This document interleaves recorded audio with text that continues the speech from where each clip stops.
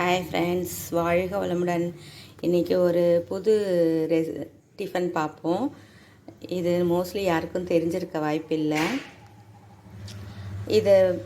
இந்த தோசை பேர் பாலாடை தோசை.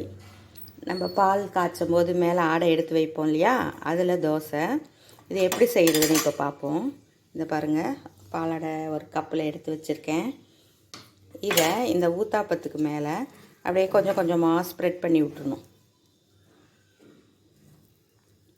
இது மாதிரி அங்கங்கே கிள்ளி கிள்ளி போடுங்க.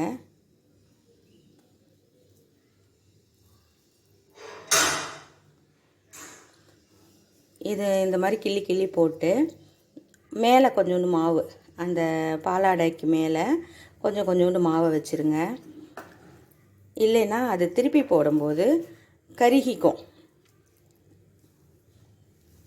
இது ரொம்ப ரிச்சாக இருக்கும், ரொம்ப ஹெவியாக இருக்கும். குழந்தைங்க இஷ்டமாக சாப்பிடுவாங்க. எங்கள் வீட்டில் மாப்பிள்ளை எல்லாம் வந்தால் ஒரு டிஃப்ரெண்ட்டாக ஹெவியாக இருக்கணும்னு இந்த டிஃபன் செஞ்சு கொடுப்பாங்க.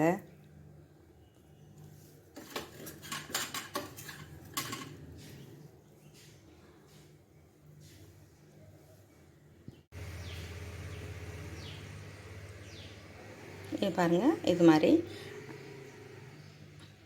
கொஞ்சமாக, ரொம்ப ஹெவியாக மொத்தமாகிடும்.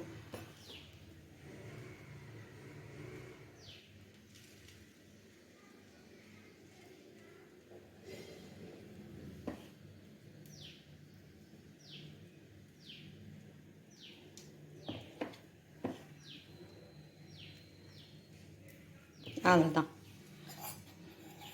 கொஞ்சமாக எண்ணெய் ஊற்றிக்கோங்க. இதே நெய் மாதிரி வரும். இது மாதிரி மூடி வச்சுருவோங்க. சிம்மிலேயே இருக்கட்டும், அப்போ தான் நல்லா வேகும்.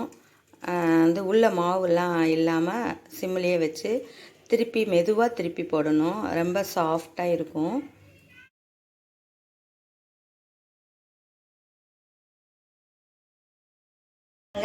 ரெண்டு பக்கமும் நல்லா ரோஸ்ட்டாக ஆகிடுச்சு. இதுக்கு 2 சைட் டிஷ் வச்சுருக்கேன். பூண்டு சட்னி, தேங்காய் சட்னி. இது சும்மாவே குழந்தைங்களுக்கு கொடுக்கலாம். சைட் டிஷ் வேண்டியதில் ரொம்ப டேஸ்டியாக ரிச்சாக இருக்கும், ஹெவியாக இருக்கும். அவங்கவுங்களுக்கு பாலாடை சேரும்னா இதை ட்ரை பண்ணி பாருங்கள், நல்லாயிருக்கும்.